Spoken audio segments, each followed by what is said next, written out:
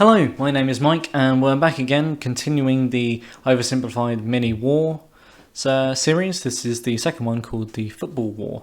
Now, I think this might be the clash between Honduras and El Salvador, because that is the only football war that I'm aware of, other than the kind of civil war that was happening in the Ivory Coast that Didier Drogba was able to kind of slow down hostilities or cease hostilities. But rather than actually knowing a lot about this event, I know actually relatively little other than the fact that it happened. I don't know really what the cause of it was, or whether it was just an excuse, a bit like the War of Jenkins' Ear, which could be another video entirely in its own right. So yeah, I mean, I'm interested to see what happens here, because I'm a massive football fan, or soccer for you Americans or North American video watchers. So yeah, as I said, I'm a big football fan myself, and I'd just be very curious to see what the football war actually was, outside of just being involved with Honduras and El Salvador. If I'm even correct in that, it might be different other Central or South American countries. Quick, you have 2 seconds to name these two countries. Yeah, that is El Salvador and Honduras. You're wrong, unless you got it right. Then good job. They are, of course, Honduras and El Salvador. Yeah. One thing these two countries have in common is being fanatic about football. Or if you're a freedom-loving patriot, soccer. But do they love it so much they would go to war over it? You bet they would, and that is no bueno.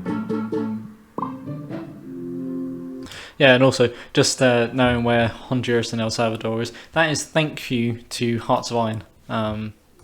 Which is something as well I've been thinking of going forward, whether people might potentially be interested in, you know, a monthly or bi-monthly Hearts of Iron game. You know, it'd be, I think it might be an interesting way to try and get people together and kind of try and build a community. If that would be something that you might be interested in, or a Discord type thing, then let me know in the comments, and I'll have a look about setting those types of things up. But yeah, let's get into it. If you look at these two countries, you might notice one major difference, and that is that this one is a lot bigger than this one. However, this one had a larger population than this one, made up mostly of farmers, and there wasn't enough land for them to live and work on. So they started moving from El Salvador to Honduras in search of land, and by the 1960s, a huge number of illegal immigrants had crossed over the border from El Salvador. Meanwhile, in Honduras, it's 1963, and this guy has just staged a military coup to prevent the rise of communism, and is now the military leader of the country. He immediately began harassing the peasants' unions and other left-wing groups, but he's a little insecure about the legitimacy of his leadership. So he holds an election and wins, but then the opposing party says, hey man, that election was clearly corrupt and fraudulent, and also you've been bribed by the rich American banana companies who are taking all of our bananas tax-free, and now our economy is in ruins. And so banana republics. Yeah, and again, following on from the Falkland videos again, various different military juntas or dictatorships, or foreign-sponsored governments to fight against communism. And again, it seems as if this was another one. But yeah, banana republics essentially tanking Central American and some South American countries' economies to basically benefit American companies themselves. And I think some of the countries today are still kind of feeling the effects of that. And everyone started to get mad at him. Now, if you ever find yourself the barely legitimate military leader of a corrupt Central American country, and you start getting into hot water, here's a bit of advice that has been tried and tested throughout the centuries. Blame something else. So he blamed the Salvadoran immigrants for stealing all the land and all the jobs and ruining Honduras. The immigrants found themselves under attack by the hostile locals. Egged on by the rich American banana companies who wanted all the bananas to themselves, the Honduran government began evicting Salvadoran immigrants who had been living on the land for generations and started sending them back to El Salvador. The Salvadoran elite were furious and protested, citing moral reasons, but in reality, they were just getting a little too crowded. Yeah. The tensions were about as high as they could be, but then...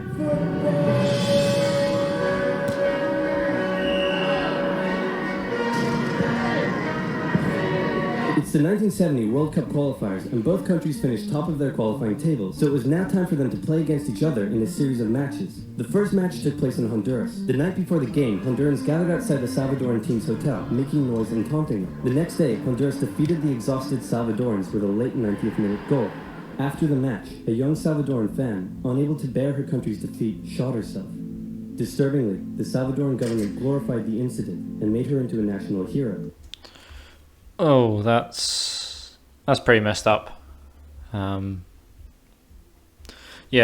as I said, I say, because I love sport, I love football. And yeah, I know it has a big part of people's lives, and this happens, but the suicide of anybody is a tragedy.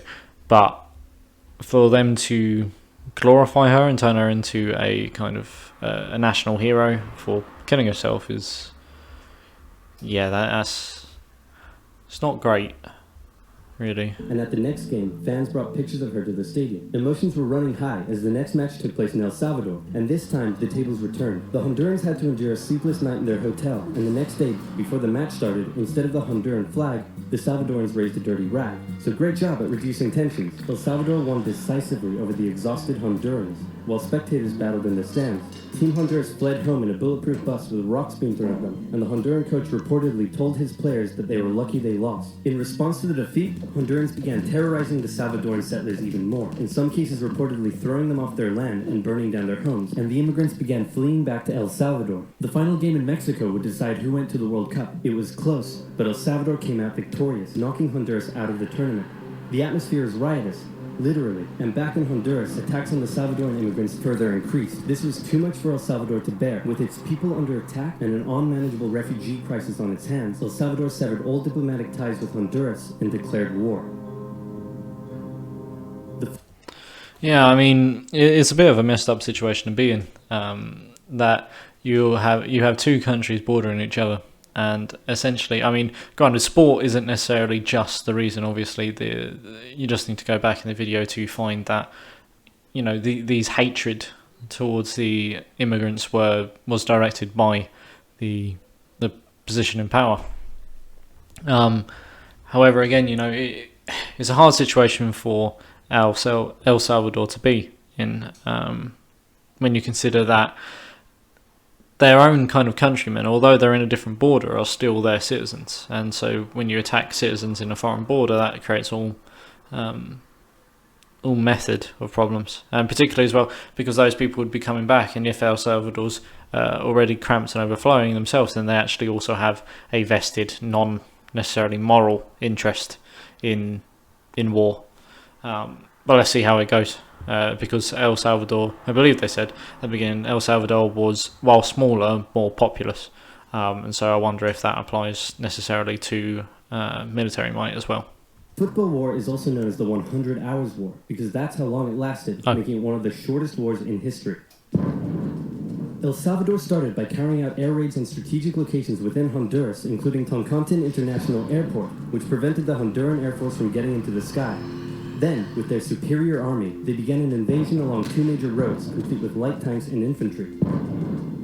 Their advance was rapid, and they were quickly approaching the Honduran capital. Then, the Organization of American States met in a bit of a panic and unanimously agreed that war between El Salvador and Honduras was a bad thing and probably shouldn't continue.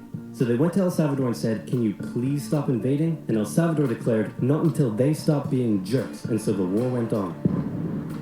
The Honduran Air Force finally got into the sky, and with aid from neighboring Nicaragua, they successfully carried out air raids on Salvadoran air bases and oil facilities, crippling the Salvadoran supply line and stopping their advance dead.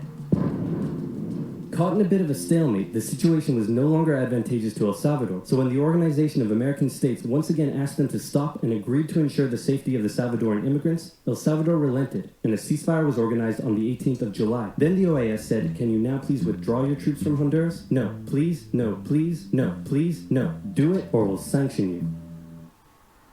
You know what? Just for you, I'll do it. So El Salvador pulled its troops out of Honduras on the 2nd of August, and with casualties in the thousands, the war was over. I said though, considering though that only took 100 days, 15,000 casualties and 6,000 killed. That's extremely high numbers. So El Salvador, while being the more populous and smaller nation, that did also seem to apply to military might. However, as well, it's also somewhat ironic that America can be involved with that kind of that committee, that council, when indirectly America is also responsible for the hostilities and situations with the banana republics, and the kind of profiteering from those. And so it is a little bit ironic that came from there, but it said 6,000 people killed in a little more than 4 days. Yeah, it's a flash in the pan, but as I said, I imagine, I don't know much about it today, but I imagine there's still probably some hostility from that existing today, because there doesn't seem to be any territorial changes, but maybe we'll see. There's still 30 seconds left. The economies of both nations were damaged by the war, and El Salvador didn't have the capability to take care of all the returning immigrants, a crisis that eventually helped cause a civil war. The war left behind land and border disputes, some of which are still a cause of tension to this day. El Salvador went on to play in the World Cup, but lost every match they played and didn't make it past the group stage. So in the end, nobody achieved anything, and there were no winners. Except for this guy. Yeah, the Banana Republic again. But yeah, I said, so that was the football war. I knew very little of it other than the two countries involved in it. And yeah, I said it wasn't. I said it, known as the football war.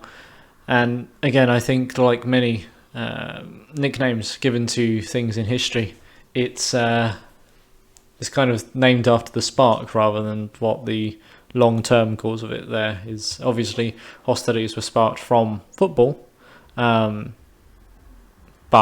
the long-running hostilities seem to be from both poverty from El Salvador's part, immigration into Honduras, and a kind of a military junta almost, or a dictator, turning Honduran problems onto El Salvadorian immigrants, and that causing all types of trouble themselves, which unfortunately also seems to be a pattern through a lot of history, not necessarily with immigrants, but you have a leader who's generally not actually a very good leader, but when problems are laid at his door, he turns and blames other people for those problems rather than addressing what is the actual cause of those problems, which more often than not is their own actual poor leadership, rather than whatever they're blaming it on. But that is the football war. That is MiniWars, the second MiniWars video by OverSimplified. As always, please head over to OverSimplified, guys. They are the ones that make this video and make this cracking content. Please go over there, subscribe to them, like the video, and obviously if you enjoyed this video, then I'd very much appreciate your feedback as well, whether that be in constructive criticism or comments or what more you'd like to see. Yeah, I look forward to engaging with you more. So without further ado, I'll see you in the next one, and thank you for watching. Bye bye.